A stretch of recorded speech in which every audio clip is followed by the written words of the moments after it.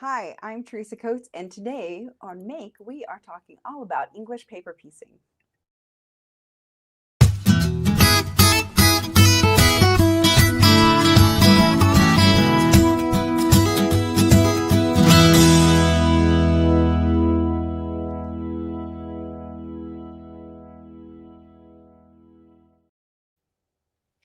Hey, everybody. I am really excited to be here. We are in Kansas City this week, and it's our last day here. We're heading north after this. And so we are doing our live from the studios at Casey Maker Studios and Fabrics. It's in Mission, Kansas. You've probably heard me talk about it before. I've taught here a bunch, and it's just a really great way station for us when we're on our travels. I taught here last weekend, and we're on our way up north after this. So we are here, and we're kind of breaking in their studio for them. They did their first live today, and then we're going to do another one today. So today's episode, we're talking all about English paper piecing. I'm here with Hawk and Audrey. So Audrey is behind the scenes. She'll be helping me out, and I'm glad that you're here. So thanks, guys, for helping me. I appreciate it. I wanted to talk about this for a couple of different reasons. Is one, we talked a little bit about foundation paper piecing last week, and that was where you kind of build it from the paper and you put the fabric onto it.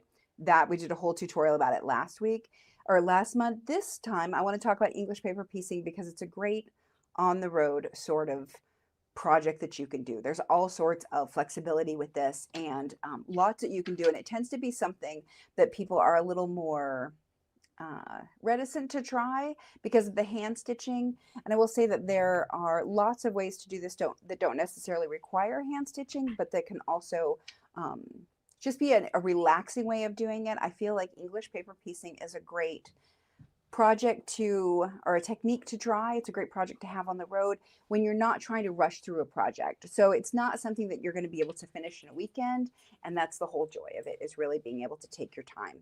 So we have a bunch of stuff that I want to show you and talk about today. So we're going to kind of go through them a little bit at a time. So the first thing I want to talk about is really tools. So put up tip 1. We'll get that one up there. Okay, so tip 1 is, now I can't see them because of the way that it's turned. So tip 1 is get the right tools and keep them together.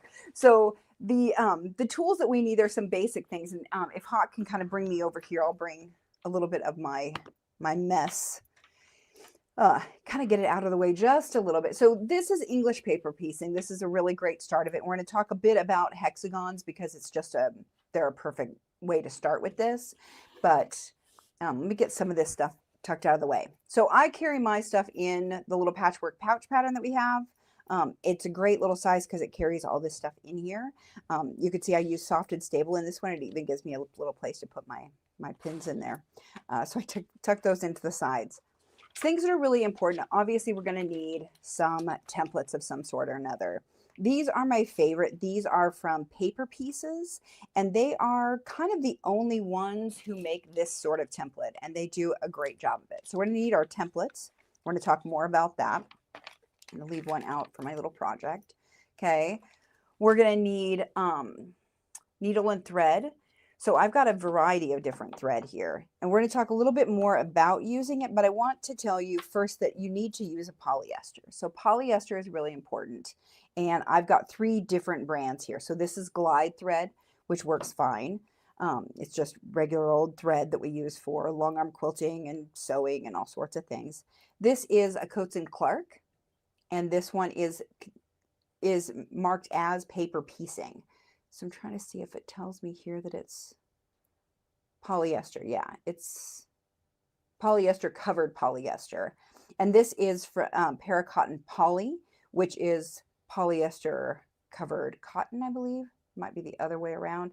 And this is an 80 weight. So this is a very thin thread, and I tend to like this the most.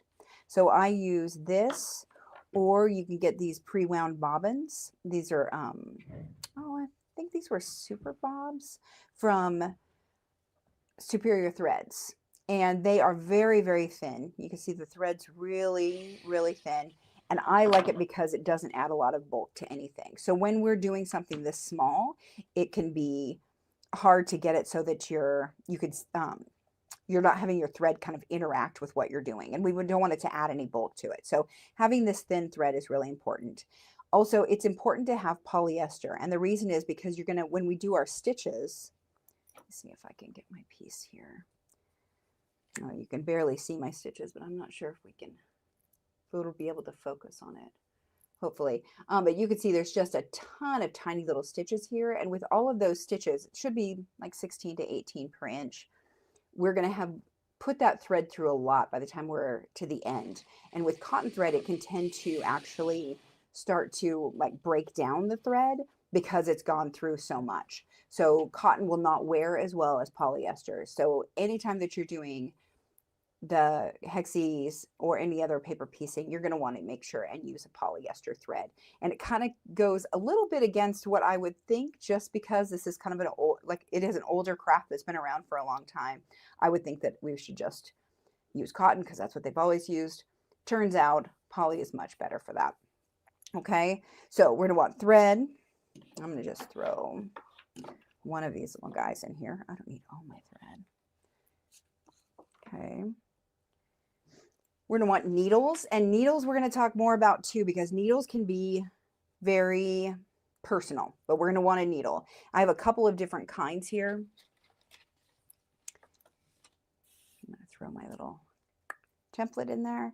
Okay, these are the needles that I got from muppin.com. These are fabulous needles. I'm down to my last one in here, and I use these for a lot of hand sewing. I'll see if I can put that on my hand so you can see how big it is and how thick it is. So I have definitely seen different tutorials that will show using large, long needles. I will say that it is not my preferred method, so I don't. Oh, I should leave that there, and I'll show you another one. So my preferred are quilting needles, which I'm also, this is an applique needle technically, down to my last one as well. And it's much shorter. Okay, so this is like a quilting or between needle, and this is a milliner's needle. So the milliner's needles just tend to be a lot longer, and you can find them in different types. I also got the needles from Tulip. They have these here at the store, and they have quilting needles as well as milliner's needles. So this one is really just your preference on, do you like the length or do you like the short when you're working with them? I prefer the short because I'm working with something small in my hand. You also want a thin needle, so a size 10 or a 9. 10 is going to be a thinner needle than the 9. I want a small one that's going to not poke huge holes into my fabric. Okay, so pick a needle that you like. And again, we're going to talk about trying things out, seeing what you like and what works best for you, your hands, and your project. Okay, but we're going to want a needle. And I'm going to go ahead, put this one back in here, because I do love these needles, just not necessarily for this project.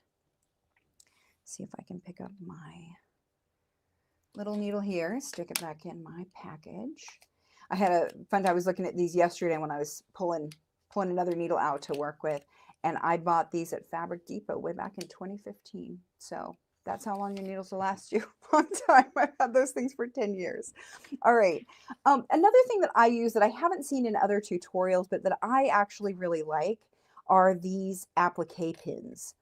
So you can find these at a lot of different quilt shops, and they are, put it in my hand again so you can see, they are teeny tiny. Okay. I'm going to show you this compared to, here's one of my clover pins. So you can see they're much, much smaller pin. But what I like about this is I can use this to hold my template to my fabric, and it doesn't take up much space. Using one of these pins, I'm much more likely to stab myself. So I like to use the little pins. I'll show you that in just a bit. So pins are going to be another thing I'm going to stick in my little toolbox. Oh, these were the, sorry, I missed showing those. Those are the Bowen ones. These are 8s. They're a little bit thicker, but they're also really short. Okay, so quilting needles are really good because they are very short, so that kind of like the little stitches that you do, sometimes I find them a little too short. So it really is, like I said, matter of preference. I want to show you another little tool that I've had for a while, and this is a little needle case from Clover, and it's really helpful to keep your needles in here. So I can keep, This is my sad little needle that I've been sewing on the road. I don't know if you can see how crooked it is. It's gotten very warped. But you can keep them in here. You can thread them, and then you can wrap your thread around here, which is actually super helpful. So here's my other muffin ones because I like them a lot. Okay. So this works really well for being able to keep a variety of needles with you that is not going to, I don't know, get lost in your stuff at least so much. I never lose needles though, do I, Hawk? I don't know what you're talking about. Needle down. I don't know where it went. Sorry. The other thing we're going to want are some Wonder Clips. These are the mini Wonder Clips, which are a little smaller than these. So these are the regular Wonder Clips that you're familiar with. These are the mini Wonder Clips, and these work really well as well for holding your fabrics together, especially when you're sewing the pieces together. These tend to be just a little bit bigger. These come down to a little point at the nose, which are super helpful. Okay, another thing, should have mentioned this when I was talking about the needles, is one I just found in my case today that I was like, oh, I should talk about this. This is a really cute little needle threader is what this is. So you might have seen these. They're a great little point of sale purchase at a lot of quilt shops, but they actually do work really well, and especially threading a needle is hard when you're moving in a vehicle. It's even harder. So, but it is a great little tool for taking on the go or at home when you're having trouble threading your needle. Talked about scissors lots of times. I love scissors. These are my muffin scissors. They are nice and small. I really like the little case they come in. So this is what I carry for my EPP, just because it's super, super simple. I can keep them in here. I don't stab myself with the scissor tips, but they are very, very sharp. So I like them a lot. I also use my Karen K. Buckley scissors, which you'll see come in a package that looks like this. Okay, so this is what the package is. They're perfect scissors. They're the blue handled ones, and these are medium size. And these are the ones I like best for cutting out my fabric. So when I'm cutting the pieces to go on the template, this is what I like to use. I tend to use the other ones for clipping my thread and that sort of thing. Okay, so I'm going to put my scissors in there. All right, and then a couple other little things. If you have a small rotary cutter, really, really helpful because we're cutting small things. It's helpful in that regard. You can absolutely still use your 45. It's what I tend to use most of the time, but a lot of times we have these small ones that we're like, I don't know when I would use it. This would be one of those times, just because you have a little bit more accuracy with the smaller size of it. And the other thing is the Sew Line glue pen. And this is one that I won't be demoing, but I'll demo it with other glue. But this is one that a lot of people swear by for glue basting because it is more like a pen and has a smaller, I want to say a head, but where the glue gets put out is actually smaller than most of the glue sticks. So it makes it a little bit easier, and you can see it because it's pink when it goes on. All right. And then it dries clear. And then it dries clear. Got it. Yep. Absolutely. Okay. So those are the tools that we want. All right. What's my next thing? Next month. Oh, or the next tip. Oh, measurements. So number 2, let's put that one up. So there. So measurements are the length of the side and not, oops, sorry, and not across. Sorry, like where things are. It's hard to keep track of here. It's not my studio. It's hard to keep track of. And so I will say that when we get the pieces, when you get the hexie pieces, they tell you a size on them. So like these say on the back, these are 1-inchers. We'll talk about this style in a bit. These are 3/4 inch. And then I also had the ones that I was showing you earlier were the 1-inchers. And I just had them, I lost the paper that was in it, but I wrote on my bag, 1 inch. Okay, so that 1 inch for a long time, that confused me because I wasn't sure what the 1 inch exactly was measuring. And for a long time, I did think it was across it, and that didn't make any sense. So the measurements when you're looking at them, and this is very important to keep track of, especially if you are doing things where you're mixing pieces together, is because you can buy triangles and squares and hexagons and all sorts of things. We'll talk about more of them, but that measurement is really important because that's the side that we're going to sew together. So if it says 1 inch, it's going to work with another piece that's a 1 inch shape. All right, so if it's a 1 inch triangle, it's going to sew onto here just fine. All right. So that's important. It's this side right here. This is the length that's going to be 1 inch. It's not here. So this can be somewhat confusing. Do I need to show it closer? No, I'm going to tilt the camera up. Okay, so There we go. don't lose the top of my head. Yep. Okay, and then I'm going to show you this comparatively. If I can get it out. There we go. So this is the 3/4 inch and this is the 1 inch. And they are vastly different in size, which seems like they shouldn't be. But then when you start to compare this, that this side is 1/4 of an inch shorter, it starts to make sense what the difference in the scale is. So that's really important, is that it changes exponentially as they get bigger. So a 2-inch one will be quite a lot larger than the 1 inch. Yeah, and we have one of those that we'll do too. So keeping track of that size is important and which ones they go to. I will say that when I first started doing any sort of hexes, I didn't realize that, and I bought different sizes, and that's why I had 2 packs of my 1-inch hexes and my 3/4 inch hexes, because they don't actually go together. All right, next. My next tip is try different basting techniques, I believe. Yep, to find what works best for you. So this is one of those things. This is where people get a little bit lost. I didn't say it at the beginning because I always get flustered at the beginning. Leave your comments, your questions. Hawk will feed them to me. So as we start to get into actual techniques, please do ask. Okay, so basting techniques. This is really the part where there's some confusion on what you're supposed to do. Okay, and there's different, the longer this technique is around, the more techniques there are to do it. And so I've got a couple of different ways that we're going to do it. All right, so basting is what we need to do for the paper template. So I'm going to use some of my 1-inch ones. And I'm going to show you a couple of different ways of doing this. Get 3 of them out here. And I will say, I don't know that I have any. So yeah, they're probably right around $8 now for a pack. I have collected mine over the last about 15 years. So when I was looking yesterday to see how much they cost, they varied from $4 to $12. So prices have gone up over the years. But I think about $8 is typical for a pack of 100. Okay, so I've got 3 of them. Let's move over here and I will show you some little basting techniques here. All right. Do we have any questions yet for me? Nope. Okay, good. All right, so. They love your hair. Oh, good. Yay, thank you. All right, so I've got some little 2.5-inch squares here that we're going to use. And I had some other ones that I set aside somewhere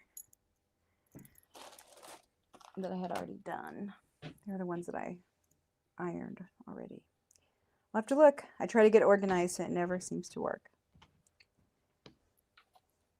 They are, no, not those. They are purpley ones. Oops, I want to choose 3 different colors. They should be clipped together with a little Wonder Clip. They were at one point clipped together with a Wonder Clip. So many different things. All right, so we're going to try these 3. Okay, one of the things that you can do is you can come along here. I'm going to get my, pardon me, my little tools here.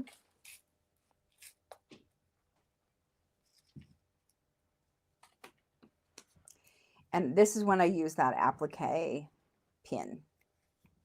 I'm just going to stick that right into the middle. And you can see it takes up hardly any space at all, which is what I really love about it, is that it just becomes kind of non-obtrusive. All right. Then I'm going to go ahead and I'm going to trim off my sides. Okay. So now I've got my little hexie trimmed out, and I'm going to sew this the way that Paper Pieces, which is the company that makes all of these, tells you how to do. And I will say it's the way that not many people do, but it is the way that I prefer.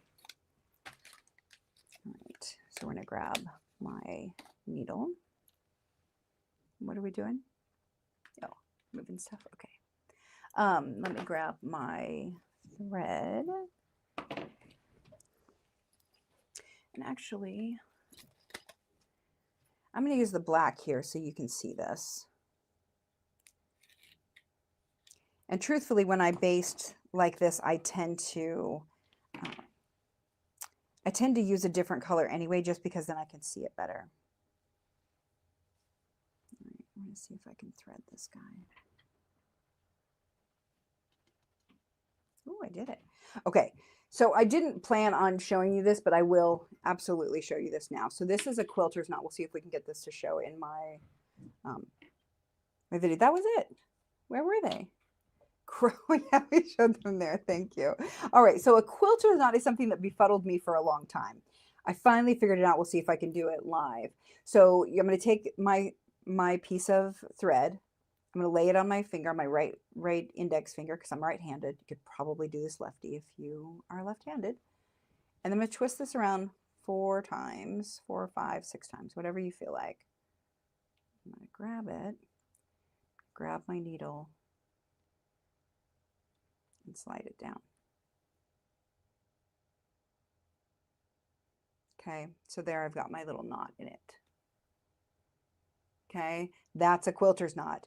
And it's so much finer than doing the whole wrapping it around your finger and dragging it down. This is just a nicer knot. I have found that it doesn't work for super thin fabrics or the kind of looser weave ones because it'll want to pop through. But this works really well for most. So what we're going to do is I'm going to push this over. So I'm just bending it right against the paper, and I'm going to stab through here. Oop, see, there it went. So I'm going to pull it and come back through. The joy of the quilter's knot, because it's so small, is one that you can actually make your knot pop into your fabric when you're quilting it, so which is helpful. Okay, so I'm just stitching this, and I am stitching it right through the paper. Okay, so as I said, this is how Paper Pieces, who makes the templates, tells you how to do it. And it was how I did it because I tend to be one who reads the manual, and I want to see how did the pros tell me how to do it. They're the ones who made the product. They probably know how to use it best. So that's the way I've done lots of them. Okay, and we're just going to work our way around here. Because you can see it in the black thread, it's really easy to see what I'm doing. It's nice big stitches. I'm not trying to do anything small right now. I'm just trying to keep this edge curled under. Okay, and the reason that this is actually a really good way of doing it is because it keeps your edge nice and loose, but keeps it in place for, you know, millennia, which is about how long I've been making little 1-inch hexies. I'll pop that pin out because now my fabric's not going to go anywhere. Come back in through the back. Okay. So that's the way this is going to work. I'm going to go ahead and pull this through. And I'm going to leave that here and show you my finished one.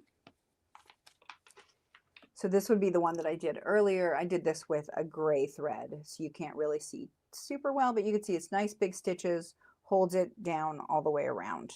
All right, this is that technique. The other way people like to do it is to just stitch it down on the back. And this is the way I will say I did it for a very long time. But they tend to get a little bit loose. So it is a faster technique. Clip that. I'll go ahead and do my little knot again. So again, I'm going to lay it on my hand or on my finger. Twist it a few times. The more you twist it, the bigger your knot is too. Okay. So then I'm going to fold this over. I'm going to miter this corner. You can see this one I didn't trim it because we don't actually have to. Any way we do this, we don't actually have to trim this nice and neat. Okay. So now I'm just taking a little stitch that I'm going into the fabric that's back here and through the fold and kind of doing a little knot. And I pull it tight, right? The perk with this one is that it's pretty darn fast. I can baste these quickly. The problem is that if I take this clip out, or I take this pin out because now it's starting to warp it and I want it to not do that, this paper can still come out. Okay, the other thing is you can see that this is now loose and I have to go back in here and tighten up both stitches again. So the, what's the better word for solidity of it? Like the stableness of it, there we go, is minimalized in this technique. Ooh, I almost lost my needle.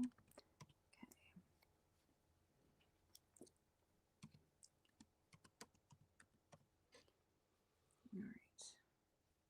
Almost, I have a little corner right there. So this is the part that has always kind of annoyed me doing it this way, is that I start to get, oops, it gets a little bit loose in there. And I don't know if you can really see it, but I'm going to turn it in just a second to show you. Okay, so again, I'm just taking these little knots, and the first stitch is through the fold, the second stitch is through both of it, and then I will go through this corner again. Sorry, do I need to move? No, I want to zoom in. Okay. You might need to move a little bit as I zoom in. There we go. Okay. That might help. Go ahead and clip this. So now I can see that this is kind of puffy here. Okay, it doesn't lay as nice and flat as this one. All right, and that's just part of this. It just is a little poofier. And it isn't solidified to the paper at all, which can be a pro because it means that you can take the papers out super easily and you don't have to unpick any stitches. All right, so that would be this one here. I did in this one and finished all the way around. All right, and then this would be the third way that people like to do it that does not involve needle and thread or little applique pins. It just involves my glue stick. Okay, can we focus it so it goes down on there? Okay, so this one I have found that I need to trim it down, that if I don't, those are just too big. Okay. So I have had very mixed results with glue basting. So it's not my favorite. I don't really ever do it for myself, but I've had to do sewing for people who have glue basted it and then sent me the stuff and then I've sewn it together for them. It's not my favorite for a couple of reasons. One, I feel like it's tedious to try to do this, even though it's faster. I find it tedious and it makes my hands gooey. But the other thing is if you baste or you put the glue too close to the edge, you lose the freedom of the fabric to have a place to stitch. Okay. We can talk about that a little bit more. But I'm just going to kind of work my way around here. The key is to keep it away from the very edge.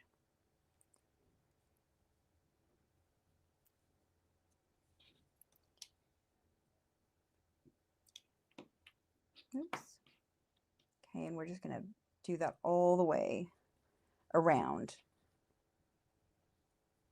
And again, this is a June Taylor glue stick, and it goes on purple and dries clear. Okay, so the pros of this is that it's quick. The cons really are that it makes my fingers sticky, and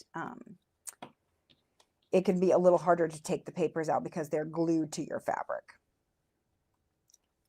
So then we have to unpop the glue to get that to work. I just showed the other, there it is. Okay, so here is in this fabric all done. Okay, so I did both of them. This one I knew would take a little bit longer because obviously I'm have to do a stab stitch through all the way around. You can't do a running stitch or anything. I really like English paper piecing for its just kind of chillness. And so this is the way that the pros recommend it. This is the way that stays the flattest. It's the way I like to do it. I will sometimes do it this way, but I don't ever do it that way. It really is what you want to do though, because Sue Daly will tell you to do it this way. And she's a professional paper piecer designer. Okay. So these are 3 different ways of basting. And each of them have, we can go forward.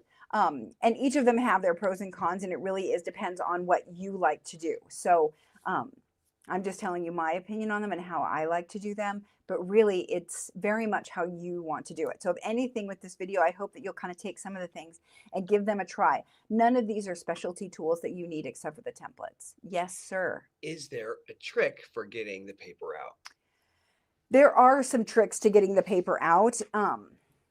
Yes. Are we going to talk about that now? We can wait. Let's talk about it until I'll sew a couple of these together and then we'll pop the papers out. Okay. Because yes, there are a couple things that you can do. All right. So try different basting techniques. Tip number 4, I believe is what it is to use about a 4 arms length. Which way am I moving? About a 4 arms length of thread. So really you shouldn't use a lot of thread. And a lot of times people want to make a huge, long, yard length or more piece of thread that they're going to pull through there. But because you're stitching small amounts at a time, it's less annoying to have to rethread because you've cut a smaller piece than it is to have to rethread because your thread's breaking because you've put it through so much or because you get a knot. So if you are using too long of a piece of thread, it's going to be harder to get it to pull all the way through. So when you're doing those little stitches, all of a sudden you're like trying to pull to here, or even the basting stitch, stitching around a little bit at a time is much easier to do it just a little bit at a time. So I usually do about a 4 arms length, which is I think about 18 inches. Let's see. Yeah, 17 and a half. So just hold your thread up and then just chop it off. It doesn't have to be any sort of accurate measurement, but you can't get away from you at that point. And especially if you're pulling your thread up, it's not, you don't have to pull it further, like you just up. Okay. All right. Tip 5 is, get it up there. Thread, I cannot read because it's so dark in here. Thread shows less when it is the same shade or just a little bit darker. Okay. So this is something that's really important. So let me show you a different way of showing a technique of sewing things together, and I will demonstrate how this works. All right, so there is one that I have. Here it is. I have a fabric, and I was going to show this with you guys. So let's come over here. So this is a whole kind of other way of doing it, and this is, I want to show you 2 ways of doing it. So I'm going to show you a little bit of a different technique, and then I will show you it by sewing these together too. All right, here we go. So this is a product from a company called Sew and Quilt. All right, so this company, they make stamps that you can use for your fabric. So this is another way of doing English paper piecing that is by your sewing machine. This one got a little plastic over my sticky part. I'm going to give my fabric just a quick little press over here.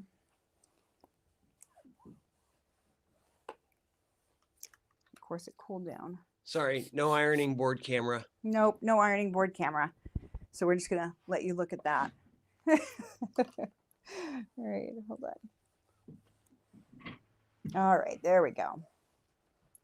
Okay, I just needed it to heat up just a little. Okay, so the way that this comes is that you get a stamp, you get the glass block that it goes on, and you get an ink pad. And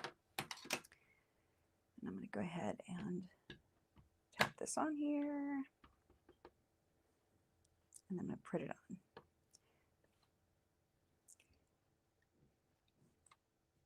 Ta-da! I'm going to cut out a couple of these.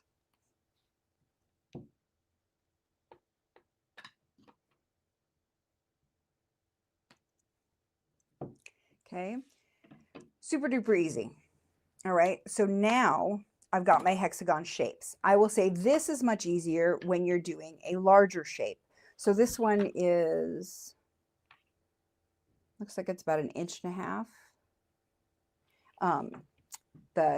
The side here. So if you can imagine, a 2 inches even bigger than this. And when they get bigger than this, they can be sewn by machine pretty darn easily. So I'm going to show you how to do that.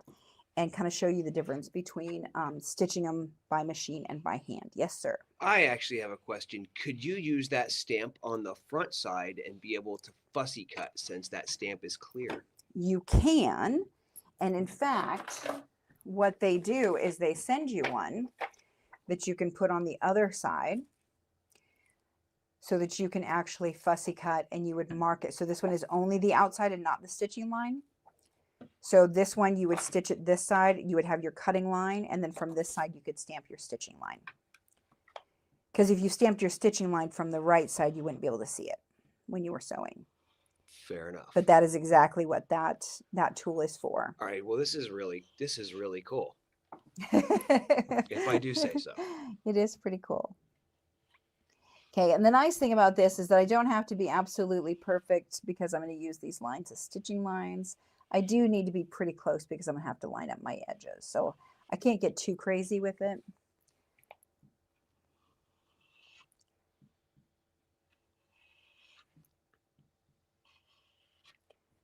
All right, so there's one, there's almost two. Okay, there's two, and then I'll cut out this last little bit here.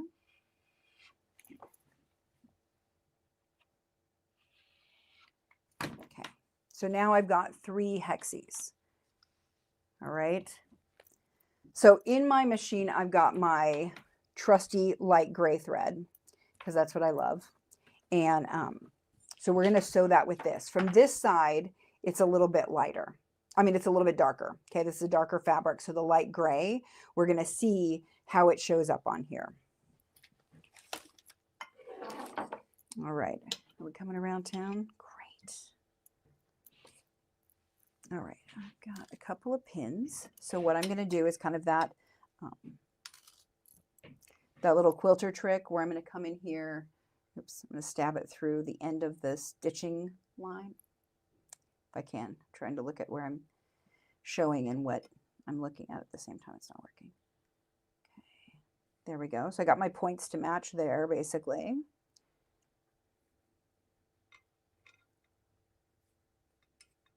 I futz that. Make sure it works there if I stab it through. Yep. I'm going to get rid of that pin because it has a little burr on it. So it keeps catching when I stick it in, which is not working. Okay, so now what I'm going to do is I'm going to start sewing at this juncture, and I'm going to do a little back stitch and come down here and do a little back stitch. I'm sewing on my featherweight because we're on the road. If you have a machine that has a lock stitch, this is a perfect time to use it. Okay, because right now I have to be careful that I take a little stitch and I go backward. Excuse me. The other thing is to make sure that you're using a slightly smaller stitch length. So I would use like a 2 on here and not a 2.5. For hand sewing, we're going to care about stitches per inch. On my featherweight, I do 2, and it is at, looks like about 10. Okay, so I'm just going to stitch right here along the line, wait for the dot. Looks like that's it. We'll back stitch and take it out. All right. So now I can look at that seam and I can see it slightly. Okay, we're going to put this all together and I'll show you, but on it, I want to switch out to the gray or the black. Let's see if we can make this work. I have never used glide on my featherweight before, so it might not sit quite as nicely as I want it to. All right. We're also going to talk about Y seams here, which is the part about this style that makes people like, oh, I don't know if I want to do that, but really, I'm a big fan of Y seams. They're not difficult. You just have to be a little bit persnickety. Oops, sorry guys.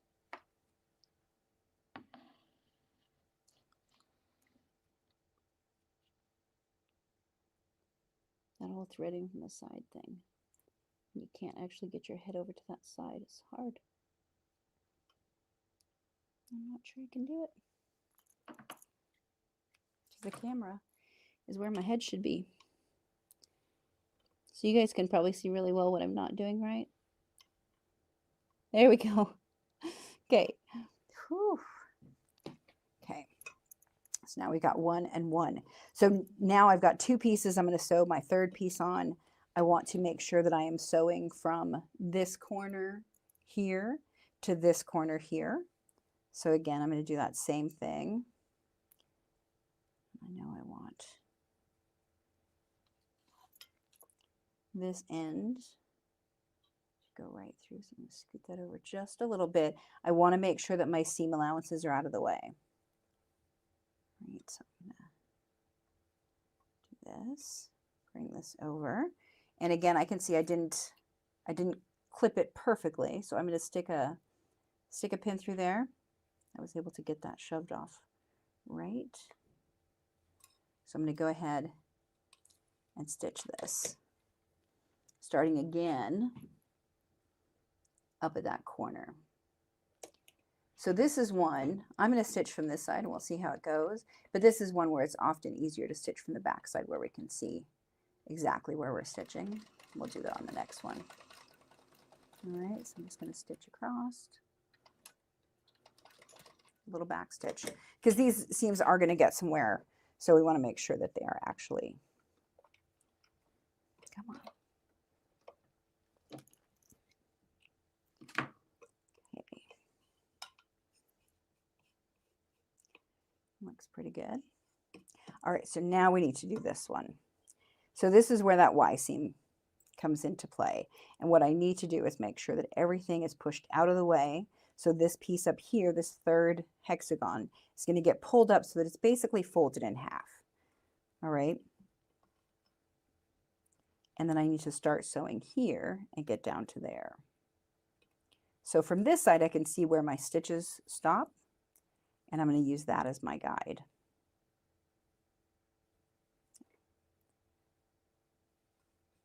Okay, so one more time, making sure all of my seam allowances are flat under there. And give this another little stitch. Okay, so forward, backward, and then forward again. Oops, sorry. Okay.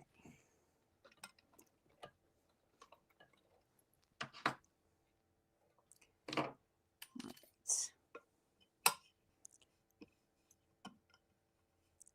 There we go. So there's the little Y seam. Now if I take this, it looks like I might have gotten maybe just a tiny stitch over. I did.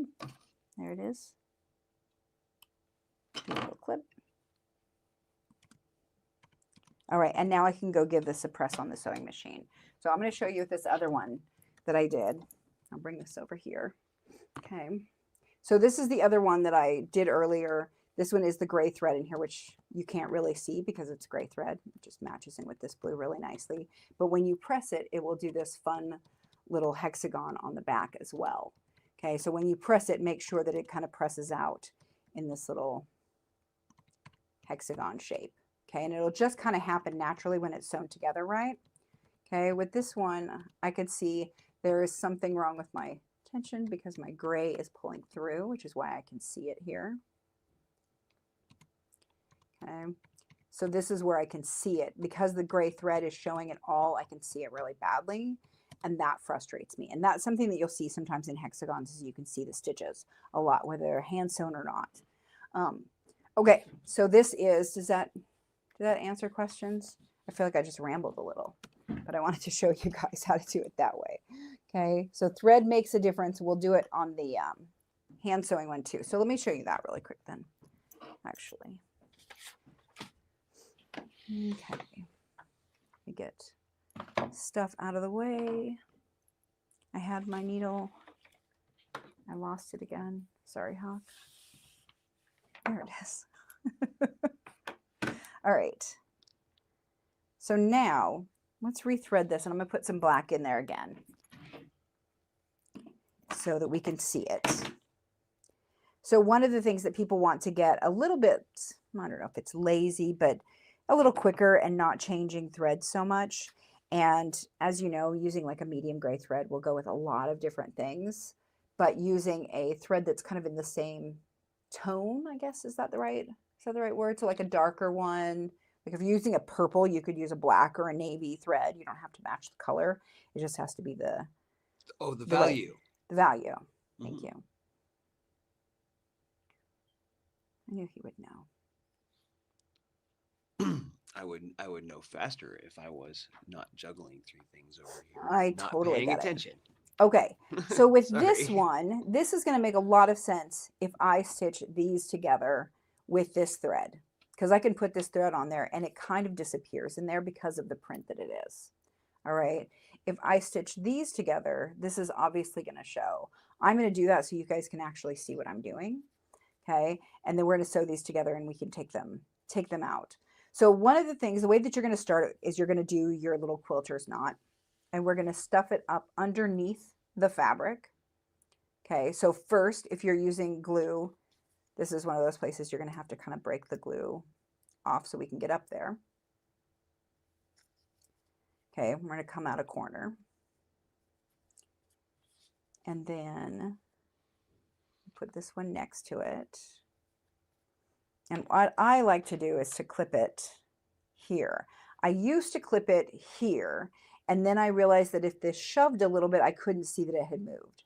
So I like to instead actually clip it to the side. Then I'm going to come to the back, and I'm going to take a little stitch.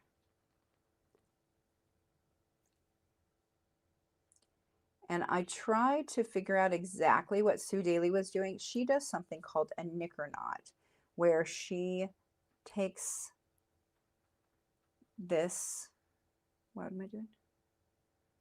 She takes this thread, I think that's what she does, and kind of wraps it around the needle. And it gives it a tighter knot. So no matter what you're doing, and it's funny, because if you look up knicker knot and Sue Daly, you'll find it. But what you need is a really secure knot right here to be able to keep these together. Now, our trick is to just take, can you see that okay? It's to just take a couple of little threads here, okay, on each side. And we're just going to stitch these together. One of the things that I have seen people do, because we have black thread, we'll be able to see if this is showing on the other side, the way that I'm doing it. But one of the things that I've seen people do is take too big of a stitch down into the fabric or through the paper. So when I stick my needle in here under this one, I can feel, because this fabric is a little loose, I can feel it pop up from the paper. This one, not as much. So because it's glued down to the paper here, it doesn't move up when I shove it.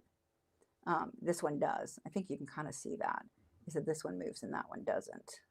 So this one I'm much more likely to sew through the paper because I can't get it to actually come loose from it. Okay. So I'm just going to take some of these little stitches. Again, this is a time I brought them because they have readers. This is the time that you need some readers, probably, or what? Or a little bit of extra light. Okay. So now there's also the technique of sewing it flat. And this is the way I like for a lot of things. I feel like I can get the stitches to hide better, but it's definitely a little slower in that I'm trying to take more of the back fabric and less of the down the side fabric. So I'm going across. That's not in the frame. Nope, sorry. I'm going to go across, kind of down a little, and grab a little stitch right here. Okay. So it's just a whip stitch, but it's just a small whip stitch.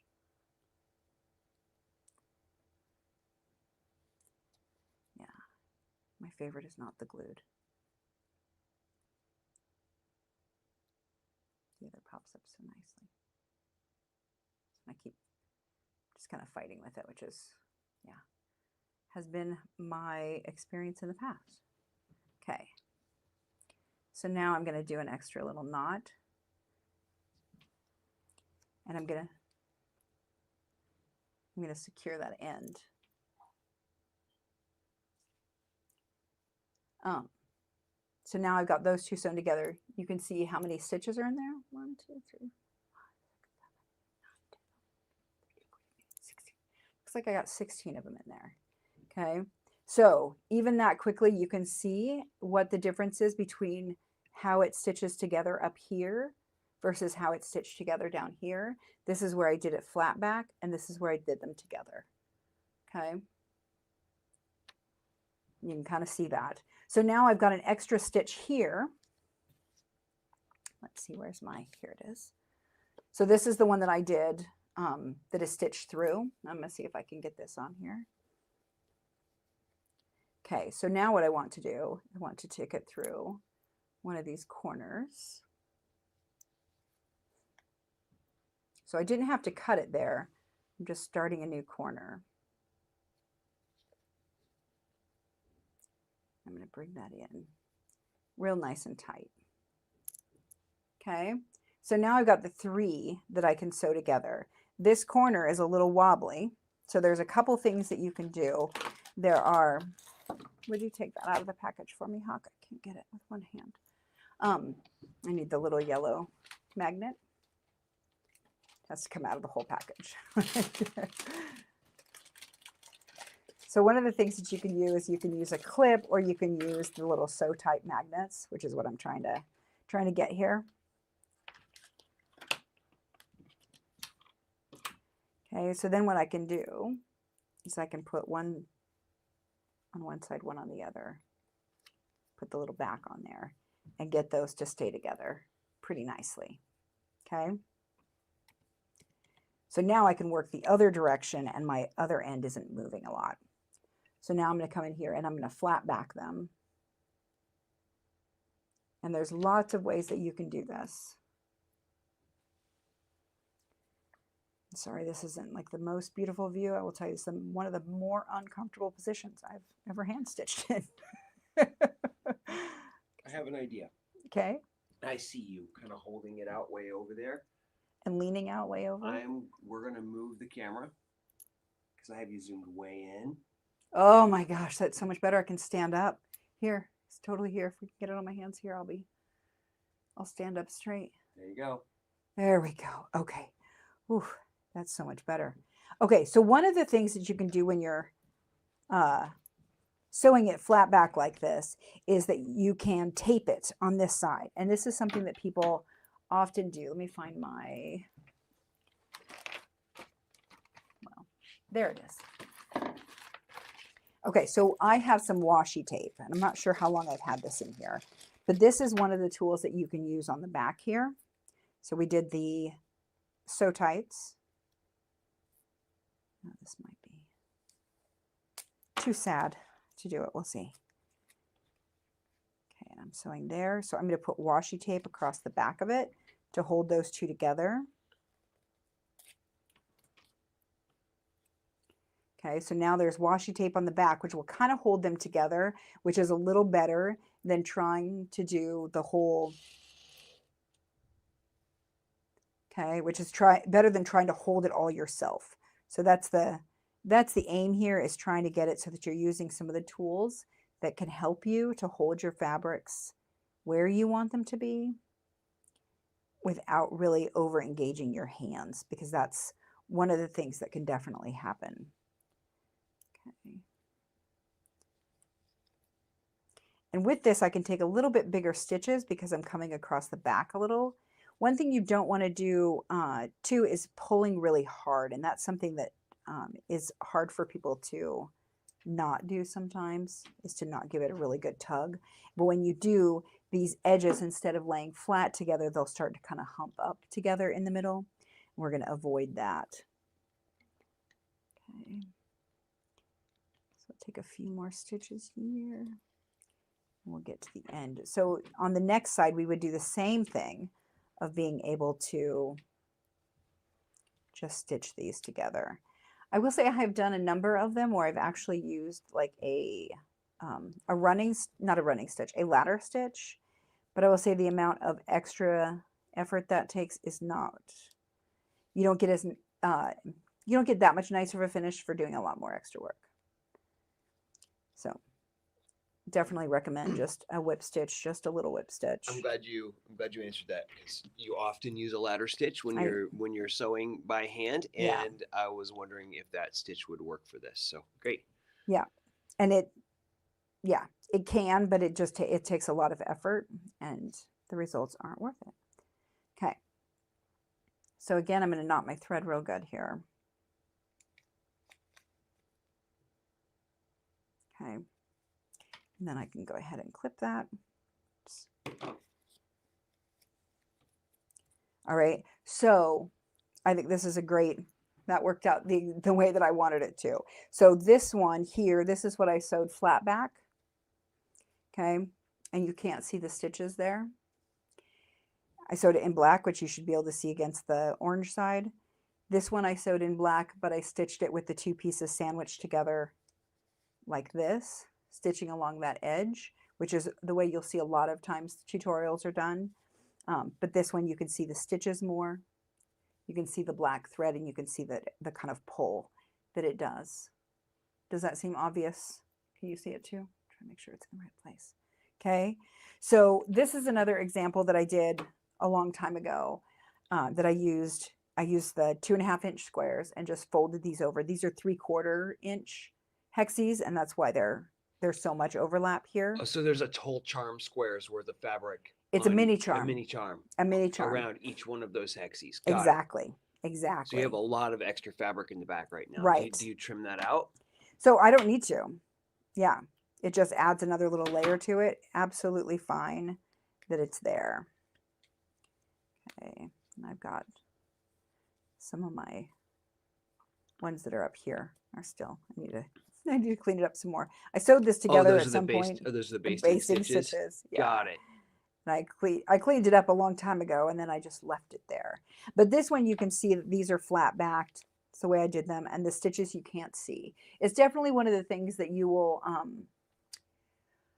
see working differently in a lot of different hexes. But if I had done this with the black thread, and even if like it could show here, and we don't want that to show, so really using like a cream or even that medium gray would work between all of these colors, generally speaking. So trying to use a thread color that's about the same value as the others makes a lot of difference. Okay, so the thread color and the thread stitch style turns out very different. I'm going to pull this up again so we can see that again. So this was the flat back, okay, and this was flat back, and then it was just the whip stitch. So Sew Tights has you handed me one of the palettes. They have a new product called, I don't know if I can pick it up, flat back stitching English paper piecing palettes. And the way that they work is that you're going to put them on, yeah, there's the product right there. Okay, and the way that they work is you put your hexes or whatever paper piecing template you're using on one side, you put your Sew Tights here, and then you put the other one over here, and it holds them together.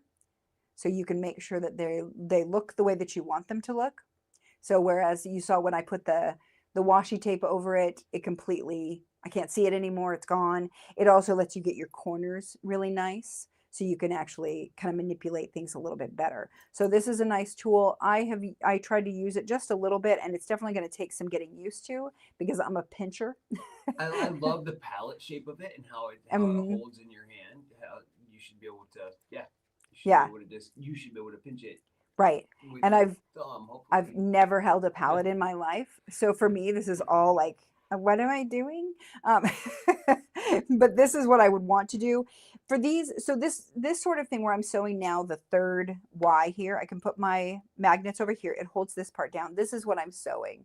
And a lot of times when I do that, I will start here to make sure that that corner matches and then sew toward the corner.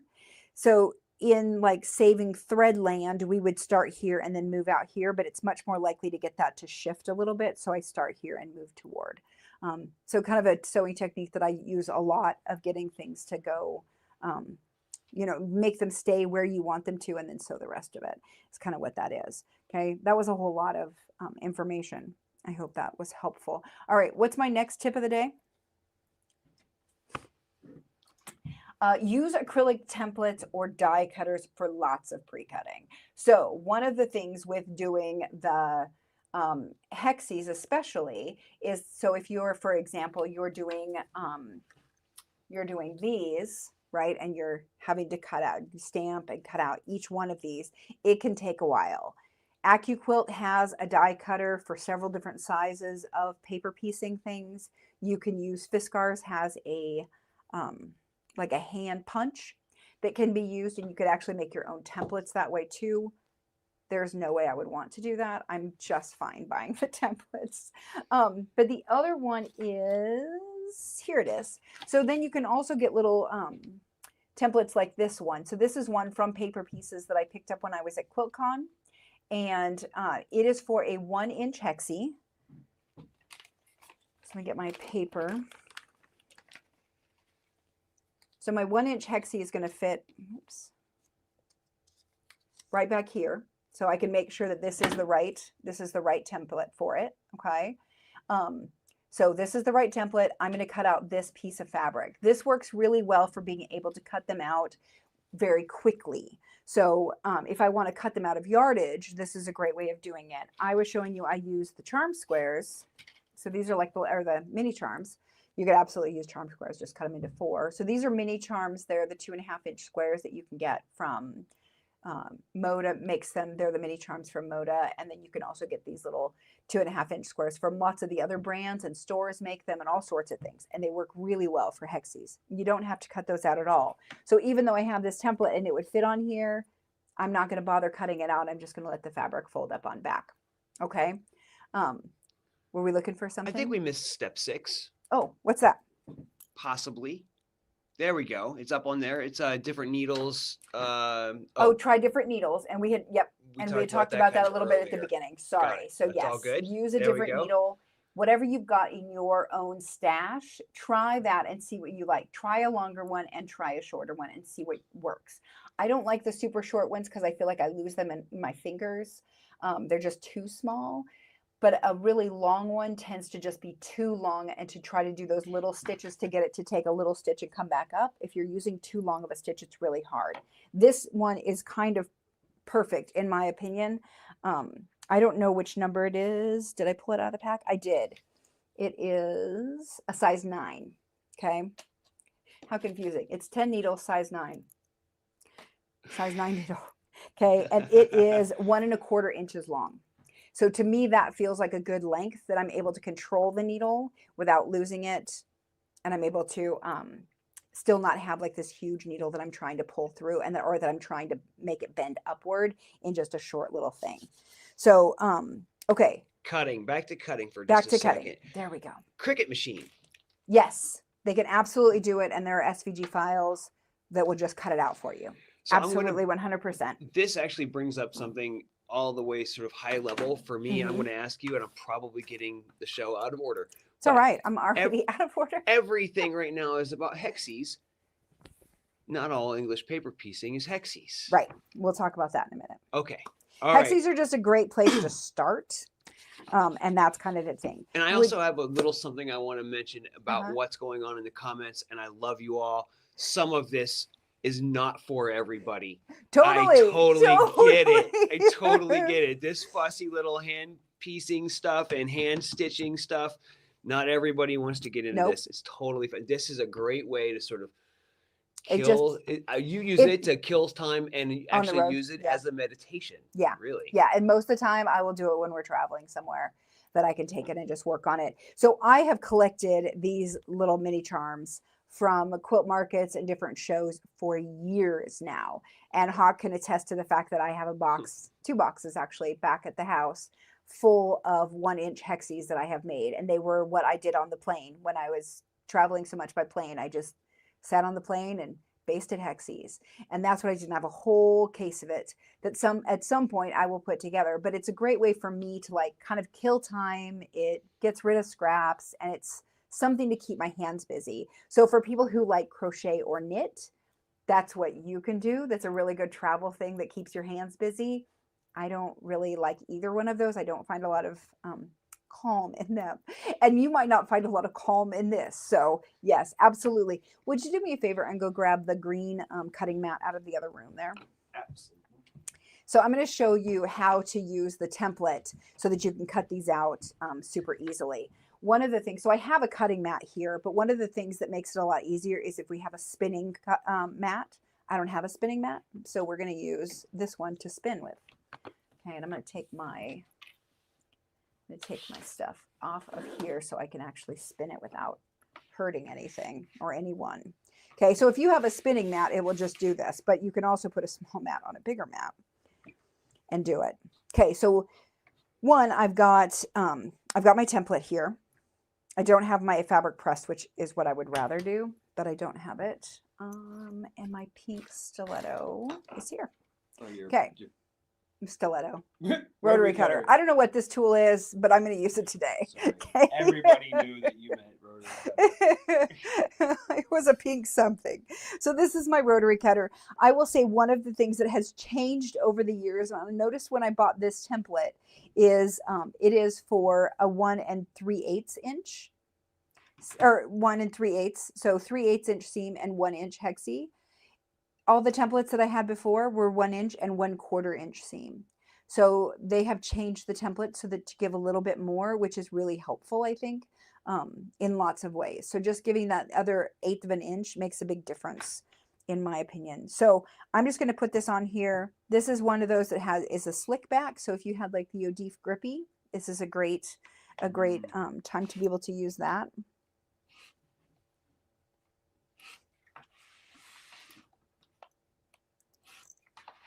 Oh, you're using that like a rotating mat so Yeah. that you don't do what I do, which is to, reach across myself and pull the rotary cutter Exactly. So it really is just a small mat on another mat. All right. I understand. Which is just an easy way of getting a rotating mat if you need to. I'm definitely one who, if you've taken classes with me, I will turn the whole mat because it's easier a lot of times to move the mat than the fabric. And so in this case, I just need a little area. I need this much to cut. And so I can just spin this. Super duper easy. This would be another example if I had the little Sew Tights has a spinning mat that you could plop this baby on there, put your magnet on there, and it'd be super easy. But it depends on how easy do you want it. So now I just made 4 of them super duper fast. So if you want to use yardage, you can do that. The other thing about using these templates that's really helpful is it's not very good. Let me see if I have something that is well, here's a really old fabric. But if I wanted to use this to make a fussy cut, I could absolutely do that. So you can see I can line this up, put it like, yes, I want my hexie right in there, and then I can just cut it out. You could also trace it and cut it if that was easier. But absolutely, this works really well for the fussy cutting, the cute little mushrooms and stuff like that. Okay. So the templates I think are really, really helpful. Get the ones that work for the size or the thing that you're going to make the most.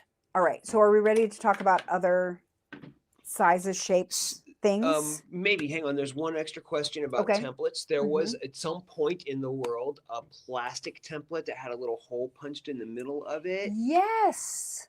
Yes. We're all Let's bring trying it to around figure front. that out. Let's bring it around front. Pop out templates. Yes, this was a thing. And it's so funny because I thought about it as that I was been prepping for this, like, over the last month and a half or whatever, and trying to find it. And when we were at QuiltCon, I especially looked for those because they were a plastic template that was really thin with basically a paper punch hole right in the center that you could pop out. I have not seen them in years. I looked all over for them. I looked for them online. If somebody can find them, put them in the comments. They were really helpful because they're plastic and they can be reused. I think the one thing that was a little bit not as great about them is that they were thick. Kim says she has some in her stash and she'll ship. Okay. She did not. She did not say that. She says she has some. I have some too. So I'm like, yeah, that was a long time ago that they were around, and I haven't seen them. I know that some people will pop holes in the middle of their papers so that you can put the pin through that. I don't find it really helpful, but that was just my experience with them. So yeah, I've sewn them off and on for years and years and years. So we're going to talk about some of the ones that I have. Here's one. Where's my other pack of stuff? There's a whole other bag of half hexagons and circles. And here it is. Okay. The table is insane too, you guys. Like, this is what happens every time. I'm like, I want to show you this, and I want to show you this, and I want to show you this. Okay. So there are lots of different ways to be able to use, or not hexagons, but paper piecing. I want to make sure we use acrylic. So mini charms, that was the other tip. Let's put that up there. Mini charms. That's what we just used in those other things. They are, you gotta help me find the mini charms now because I moved them. They're the little 2.5-inch squares. These are a great way to be able to use up scraps. So if you are willing to cut up your own scraps and create 2.5-inch squares, this is a great way to be able to create a really fun, like almost like a postage stamp sort of thing with hexagons with all sorts of fabrics. It's a great way for any sort of scraps from clothes or whatever. Reuse your papers. That's the other tip. So let's stick that one up there. So next tip is to reuse your papers, because you could pop these babies out. Hawk, I need a drink.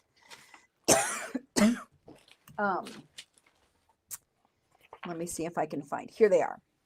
So there are a couple things that you can use for this.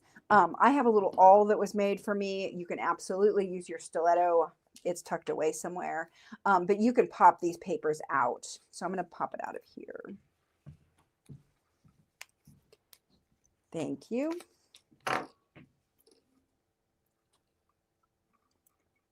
That's what we got. That'll hopefully kill that little cough that likes to niggle at me. Okay. So I can pop the papers out. What I don't like about when I do it with the basting along the sides is you can see when I popped that paper out, it kind of distorts it and then my corners just kind of go away. And then I have to re-finagle it to get it to work right. Okay, I'm gonna try to get this out of the glue one. So the glue, we move this over here. Maybe a little bit better view. There you go. I didn't tell you, but there's a whole show notes on crinkledreams.com. So on here, I have to kind of push this up and get the glue to disengage from the paper. Okay, I'm going to totally lose these corners, and that's fine because I haven't sewed them to anything. So of course they're gonna fall apart. Okay, so on here you can see where it's stuck. A little bit of the fabric stuck to it. You can also see, here it was, where I clipped through the fabric just a little bit with the needle. Okay, because it's harder to avoid it when it's glued on. Oh, you came through the paper. Yeah, bit. just the edge of it. Got it. And then with this one, I'm gonna clip my threads in a couple places. Oh, those are your basting threads. Those are my basting threads. Fingers are having a hard time grabbing today. All right. So if I can pull these out, then this thing will just pop out, except that I still have a thread through it. There we go. So these will just pop out and then they have holes in them. And you can see this one's been sewn a couple of times now. And you can just, totally. Just resew it again. Totally reuse it. Got it. Totally fine. Okay. So that's how like the papers can be brought out and then reused, is you can absolutely reuse them. So this is the one where I stitched around the top, but you can see it does start to lose its corners just a little bit. And I really have to refinagle things. Okay. So that's how that is. You can absolutely, if you find those plastic ones, use them. All right. So then let's talk about, we'll do the leave-in kind, and then we'll talk about other ones. I'm trying to look at my notes. See me there? So you can get the leave-in kind. Let's talk about those before we talk about other options. So there are a couple of different new products that are out that are really about just, do it around the paper and then just leave the paper in there. The paper is clearly not this thick cardstock paper. It is something more like this. This is cardstock paper that you can actually buy and print yourself. And then there are these that are from Hugs and Kisses Quilting Products. They are an Australian company, and they have a whole ton of them that are iron on, and then you leave them in. Okay, so you can iron them on, glue baste them down is the way that they show to do it, and then you can sew them together and just leave them in there. They say about 50% of the heft will come out of the paper the first wash, and then it will disappear over time. So there's like a starch sort of product in it that makes them they nice and dissolve. stiff. So they dissolve a little bit over time. Well, They that's won't good. completely go away. There are a few different products that are like this out there now that, you know, you can leave in, like the freezer paper. There's some for that you can just leave it in there and it will kind of dissolve over time. It works a little bit as a stabilizer and makes it easier in that regard. So you can see they're just cut out. They're really floppy. So comparatively, here's the other one. So you can see there, these are super floppy. These are not. Okay, so I have only tried to machine stitch with these, and I was kind of, I don't know, it wasn't that I wasn't impressed, it's just not my thing. So I kind of like the stability of the hand of the paper in there. There's something about that I really like. So again, like I was saying, there's all these different things that are really just give it a try. See what you think. These are available in a bunch of different shapes as well. She has them here at the shop. These are 1-inch hexes. She has apple core. She has clamshells, all sorts of different things. The way that these come, and you have to be very careful, is one side has an iron-on fusible and one side does not. So you iron it onto the fabric, trim around it, and sew them together. Okay, so that's the way these work. So if you don't want to take out papers, if you're really anti-paper, these work really well. They are the EPP iron-ons, and they're from Hugs and Kisses. And I have seen them. They've been around for a few years now. The company's been around for a long time, but these fusible ones have been around for a few years. And I'm sure there are people who absolutely love them. That's the thing, is there's so many different techniques. There's a million ways of doing it. Now, if you are willing to just do English paper piecing, let me show you some of the options. So there are all sorts of things. Let's come on over here. Let's see if we can get this over the top. So this is my... Can you stay on camera too for a minute while I get you something to drink? Sure, that'd be great. Okay. So here is... I don't know how we got a negative thumb up there. Thank you, Google. Or maybe it's an Apple thing. That was hilarious. Okay. I don't know if you saw it, but it was funny. So these are ones that I have collected for a long time because I'm a collector. All right. So there are all sorts of them. I will say you will find instructions, okay, in all of your paper piecing patterns, and they have changed over the years. You can get these. So I've got Dresden plates. This is one that I was laughing at because one is $4 and one is $8.50. I clearly bought them at different times in my life. They look exactly the same. So these make a tiny little Dresden plate that creates a 4-inch for a 4-inch square. Here's apple cores if you haven't seen those. These are ones that I've obviously used and put back in there. They can work time and time again, which is great. Double wedding ring. So this is a large double wedding ring that'll create 3 15.25-inch circles. So if you are looking for something that is a hand sewing project for while you're on the road or you're visiting the doctor's office a lot or something like that, this is a great way of just having a little quick project with you.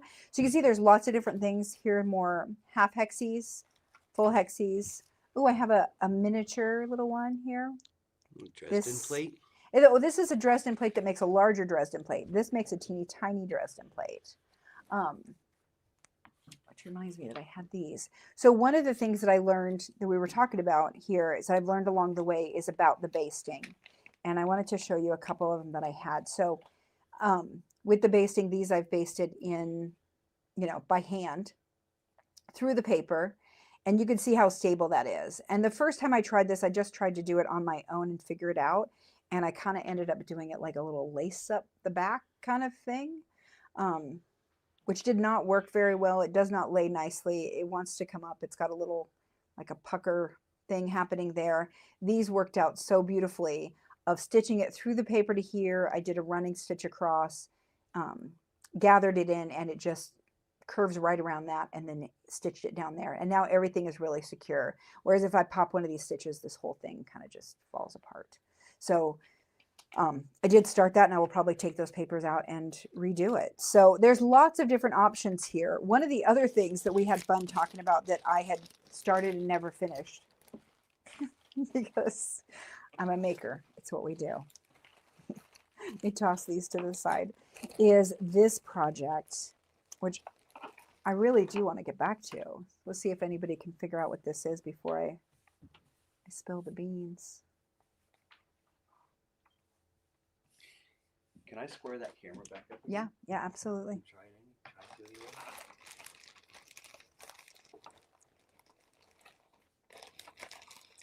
We got another. There we go. There we go. So I got 5 blocks done, and then I got this one mostly pieced. Oh, basted, I mean. But this is actually part of a whole larger thing, which this is only a small portion of it, of the Dear Jane quilt. So you can absolutely just hand piece the whole Dear Jane, which was my plan. I haven't gotten there yet, but I did get it started, and I absolutely love this in the, this is snow, Kona snow, and then just a bunch of different grays I have. So I have a ton of grays at home, and this has been my goal. And so when I got to picking out all of my stuff for the show here, I kind of had forgotten all about this. To do this, you need to get the paper pieces from Paper Pieces, and then you have to get the book. So How many different blocks are in a Dear Jane quilt? oh my gosh, I can't even remember. I've seen a few. I don't think it quilt tells me shows. on here. It's a lot. It's a lot.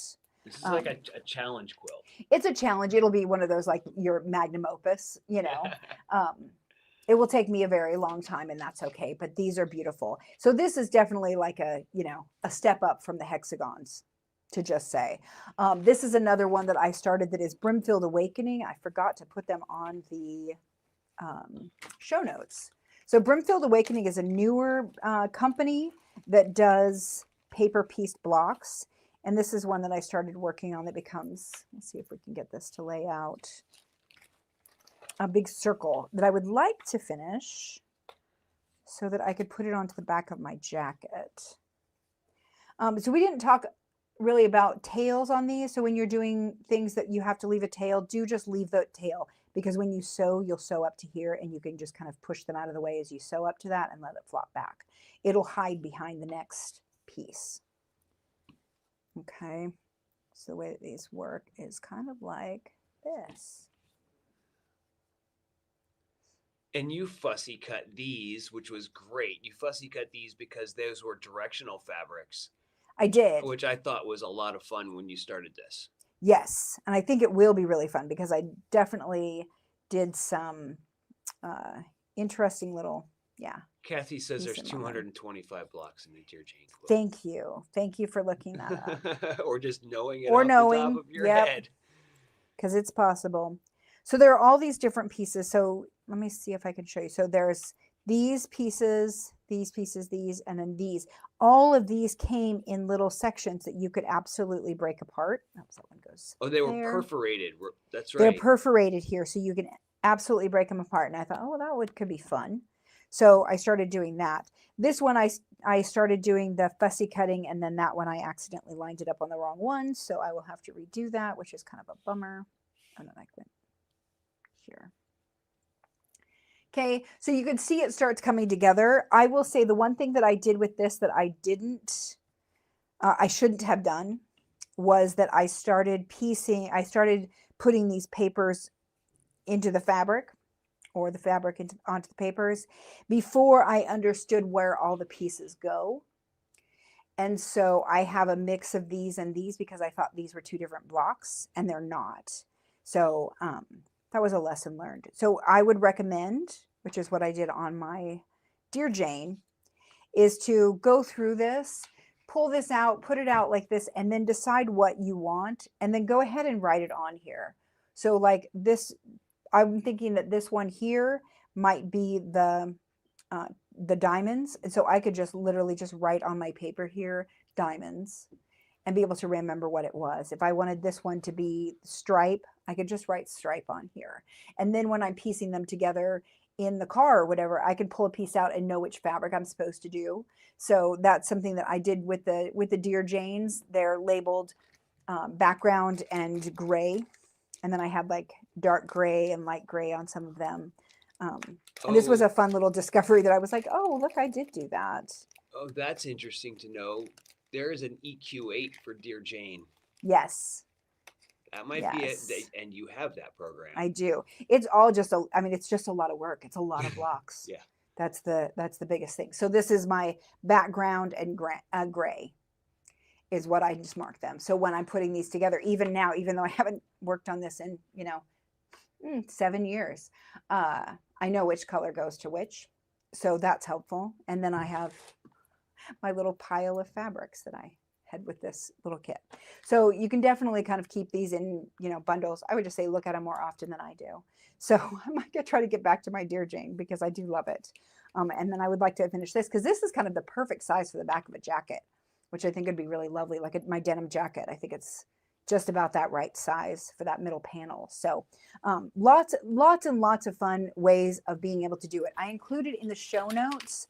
So if you do download that, that's at crinkledreams.com. And if you look for the March, I think we have the link. Did you put the link in the comments by chance? I emailed you the link. Me? Yeah. No, I did not see that. So if you look in your email really quick, Audrey might be able to pull it up faster. One of you can put it in the comments. That will be the link to the direct, like the product. That is the show notes. And in that is the tips that I was talking about, some little ideas for you, the tools that I suggested, as well as some designers and places to look. So one of them that we talked about is, so we talked about Sue Daly. She does a lot of them. She does the papers, she does the glue, she does patterns. She has a book that I pulled out. Here it is. Here we go. Here's the fun stuff. I knew I put it away for a reason. Sue Daly has this book out. This is a new one called Pop Out English Paper Piecing, which was really fun. I found it here at Casey Maker, and the back of it here is all pop out templates. So you can actually just push out. They're like perforated in the paper. So you can't see it, but I can feel it. And it's cardstock basically that has all the templates for these quilts in here. So she's got the quilt patterns for you, and then she's got all of the little pop out papers here, which is great. And I haven't seen anything like this before, where normally you have to buy the papers and the patterns separately. So it's kind of a fun one. Lots of different designs, great instructions, and she is kind of one of the queens of paper piecing. So really good to look at her stuff. Paper Pieces has all sorts of stuff. I have their catalog. I think they said they had more than 10,000 products or some crazy huge number like that. But you can find, double wedding rings, log cabins, like all sorts of things in all sorts of sizes. So squares, rectangles, tumblers, honeycombs, clamshells, coffins, 6-point diamonds. I mean, they've got them all, and then they've got patterns that go with them.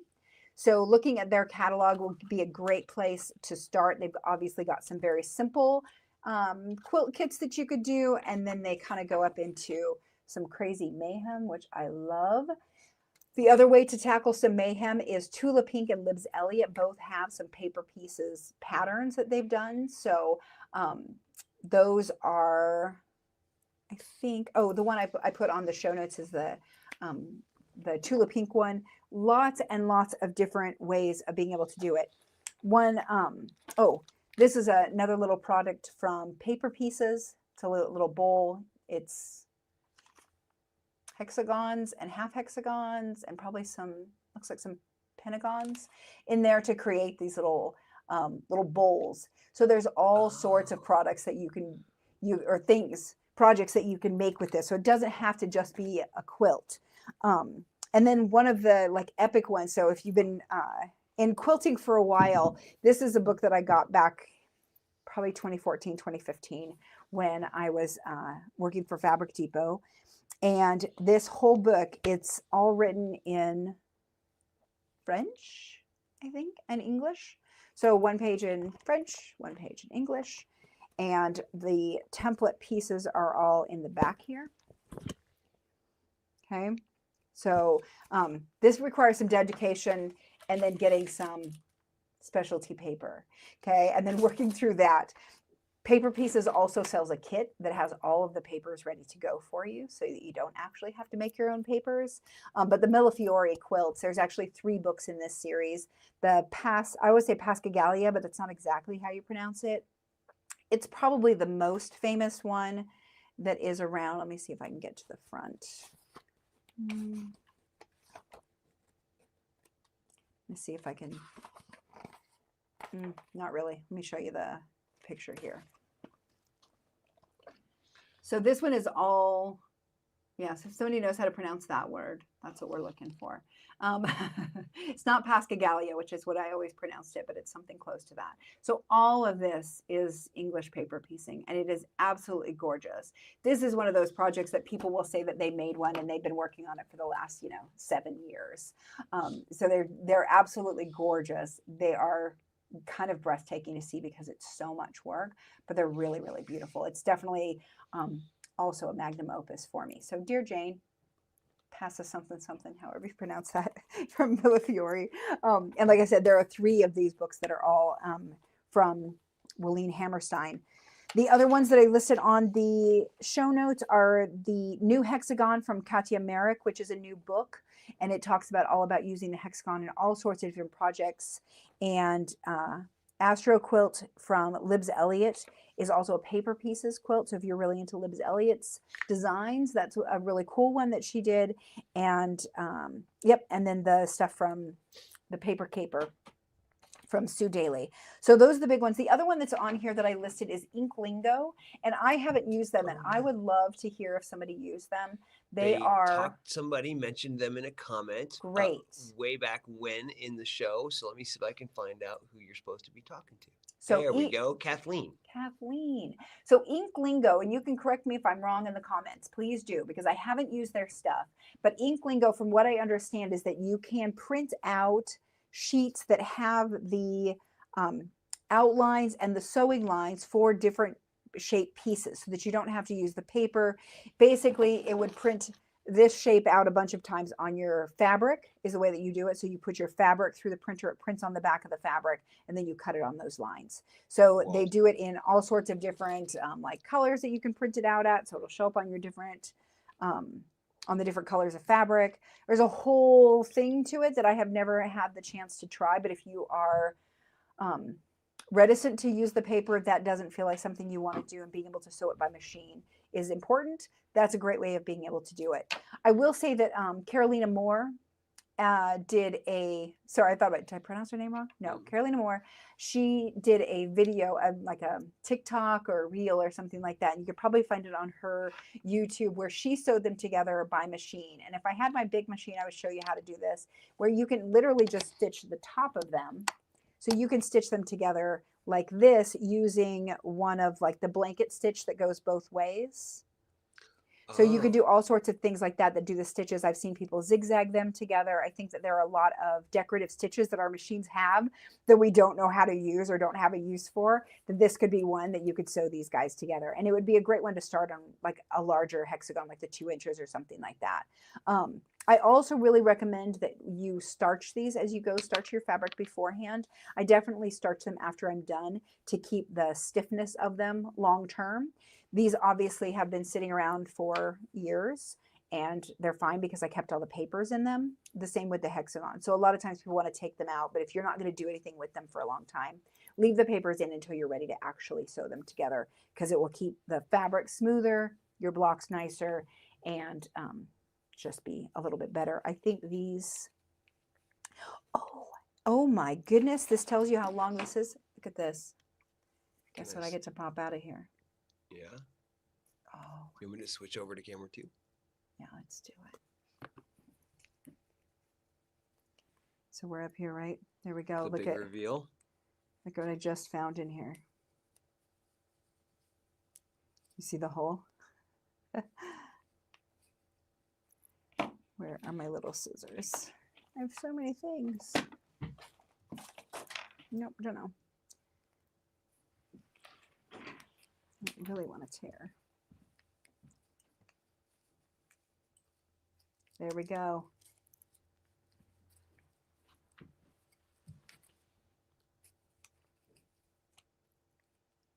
The whole.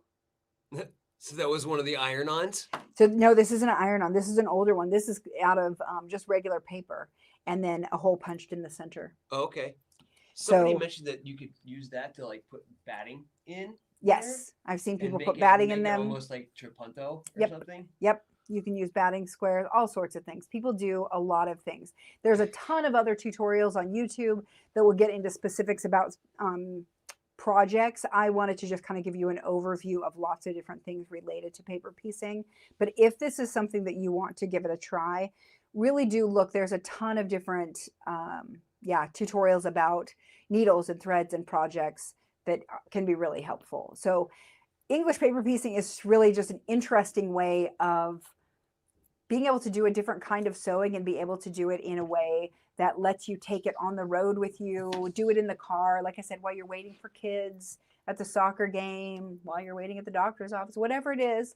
It's a great little take along to be able to have, just a little pouch worth, because if I have my hexies and I have my like my little mini charms and my scissors, all of that will fit in here really easily, and I can just take this with me, and I'm not taking a big sewing project.